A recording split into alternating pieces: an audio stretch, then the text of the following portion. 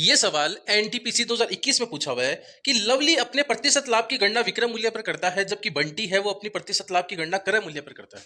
एक तो लवली है और एक क्या है, बंटी है, दो जने हैं। ये तो करता है अपनी लाभ की गणना विक्रय मूल्य पर और बंटी करता है क्रय मूल्य पर। ध्यान से समझ लेना बस इस सवाल को।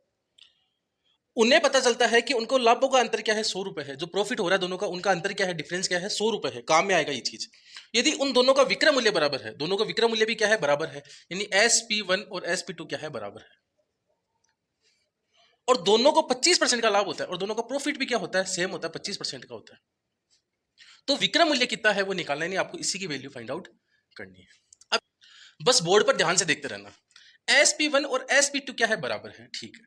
25% का लाभ दे रखा है। अब ये लवली है, ये जो लाभ है वो किस पे निकाल रहा है, विक्रय मूल्य पे निकाल रहा है। 25% का मतलब क्या होता है, 1/4 होता है। 25% का मतलब क्या होता है, 1/4। यानी जो लवली है वो अपना जो प्रॉफिट, यदि लवली को एक का हो रहा है, लवली को यदि प्रॉफिट एक का हो रहा है तो वो किस पे हो रहा है, 4 क्या है, SP है, विक्रय मूल्य पे हो रहा है ना। तो 4 क्या है, SP है, तो एक क्या है, प्रॉफिट है। 4 SP है तो एक क्या है, प्रॉफिट है। यदि मैं यहां पे लिखूं CP, प्रॉफिट और SP, तीनों चीज देखूं, तो जो लवली की कंडीशन में क्या हो रहा है, यदि 4 SP है तो एक क्या हो रहा है, प्रॉफिट हो रहा है। इतनी बात समझ गए। एक चीज बताओ, 4 पर बेचने पर एक का लाभ हो रहा है, इसका मतलब खरीदी कितनी रुपए में होगी, 3 रुपए में।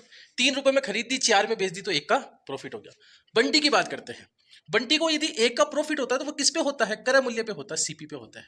बंटी को यदि एक का प्रॉफिट होता है तो वो किस पे होता है भैया, CP पे होता है। यानी 4 यदि क्रय मूल्य है, एक प्रॉफिट कमाया है, यानी बेची कितने में, 5 में।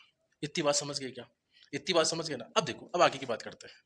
आपको बोला है SP बराबर है, दूसरी कंडीशन आपको क्या बोला है, SP क्या है, बराबर है। कर दीजिए SP बराबर, यहां पे 5 है, यहां पे 4 है। एक काम करेंगे, इसको 5 से गुणा कर देंगे और इसको किससे गुणा कर देंगे, 4 से गुणा कर देंगे। बराबर करने के लिए ये करेंगे, हाँ है ना। 5 को जब मैं 4 से गुणा करूंगा तो 5 चौक 20 हो गया।